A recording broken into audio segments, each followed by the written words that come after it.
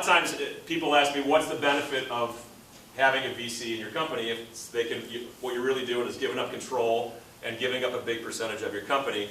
The reality is they do have a relatively long-term perspective compared to other types of investors, and they are reasonably patient, again, relative to other types of investors, and they understand that your business model is going to evolve. Anybody that's invested in a lot of growth-oriented companies knows that whatever your business plan might be when you start out may not well be whatever it is when they get out and exit successfully.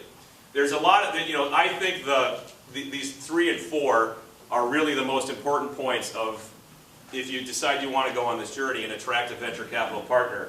There's a lot of value to be gained from their experience growing companies and from their network of both executives and customers and vendors and suppliers and dealing with growing pains.